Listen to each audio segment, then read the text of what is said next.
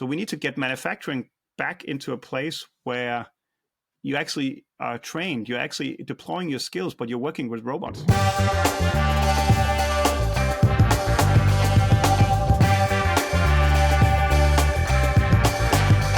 What do you say to people who are concerned about the evolution of robotics technology, the concern around jobs displacement, essentially? Okay, well, what do you say to that, Anders?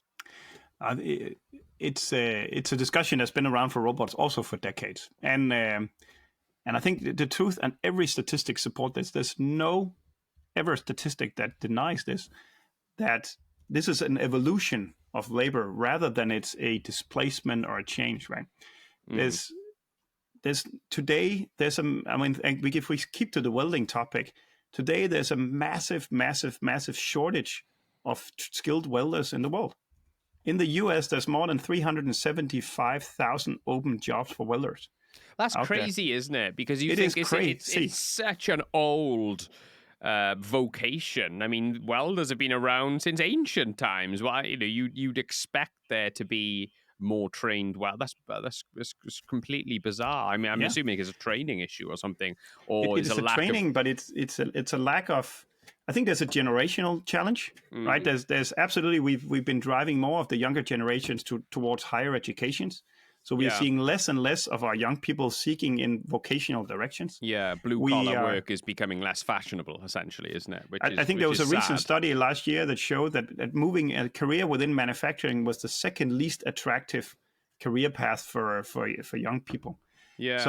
So I think we need to spin this around, and then, because as I said before as well, manufacturing has also come from a place where it was a craft. Being in manufacturing, and you would actually sort of you were a trained craft person that did amazing things with your hands, to now being more and more repetitive.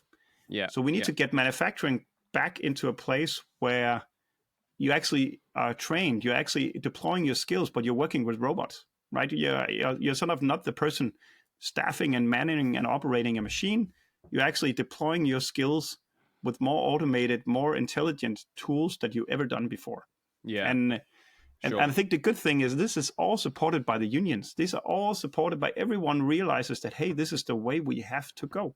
And it's actually getting manufacturing back into a place where there's trained skills, where there's so it's all about thinking about manufacturing as probably a place where we also need to raise the bar on a bit of the education we give. Yeah, you're right. But I see what you mean. I think the perception of welding is having, a blowtorch and a pair of goggles, and it's just this repetitive, bloody hell, I'm doing this over and over again. It's dangerous. It's thankless. It's not very well paid. It's manual labor. Whereas you're saying you can make this highly skilled, technology orientated career, essentially. Exactly. So that does make, which is obviously a lot more attractive to young people. They want to be part of things which are cutting edge, which are exciting, which are going to enrich their career. That makes total sense. And I think there's no doubt about that. That's the way we have to go. And if you look across industries, that's the trend that's been going on in so many. If you're going into machining, you will, of course, you'll learn a bit about the basics, but most of it is computerized, automated machining. If you're machining parts and so on, that's how it's going on, right? Even carpentry and so on is leveraging a ton of power tools. It's no longer sort of hammer and nails kind of things. So, of course, every industry is moving in this direction, and now we'll see more and more adoption of robots. And it's only going to make the lives of those in these industries more exciting, more promising, and the way the technologies are shaping today, they will be easier to use. They'll be more productive. There'll be smartphones versus old age PCs, right? That's what we'll see with the robotic technologies. So I'm excited about actually embracing this transformation, and I'm happy that the world is slowly moving out of the dystopian thinking about, hey, robots is going to take all of our jobs. No, robot is certainly going to change our jobs, but it's going to change our jobs for the better. It's going to change jobs where we can use the human creativity. We can actually also go to work while we're 60 without having the sort of the strain injuries that accumulate over time in the heavy manual kind of labors. So I think we are creating the jobs of the future with robotics. Sure. So, do you think it's realistic that people will have robots in their homes soon? Like to do manual tasks around the house. We see futuristic Hollywood films from years ago when everyone had this big people had these big robots in their house doing the washing up and stuff. Is that becoming a reality, Anders? Do you think mass consumer robots, are they going to be in people's homes in the next, say, 10, 15 years? I think technology in our homes is going to change a lot, especially over the next 10 to 15 years. And already today we are seeing robots like ours being deployed very fast outside of industry. Yeah. It can be for construction work. I think we're today working together with 6 or 7 like ghost kitchens that have these container-sized kitchens only with robots inside that can be put to small offices. If you're too small to be able to sort of staff up a full-fledged canteen, then you might have your robotic kitchen there taking orders from an app and creating amazing dishes. So already today, these things are happening. I think in our homes, I still believe we have to rethink how technology will be.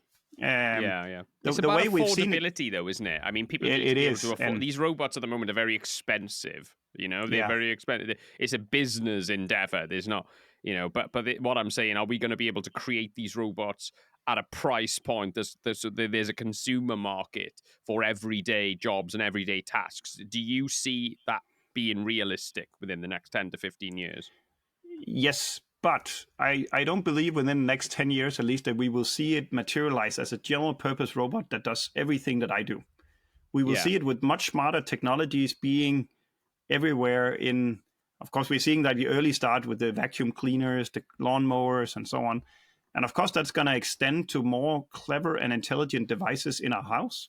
And it's gonna take a lot of the technologies that we see from current robotic developments and AI and all that, and augment the things we have. Whereas I think it's a little bit, when you look at the sci-fi movies, people imagine flying cars by now, right? But people didn't imagine smartphones. They didn't imagine generative AI. Sure, yeah. So I think like the materialization of technologies often happens in different ways than we imagine. And we've always imagined this humanoid that sort of wakes up and does everything that I would be doing.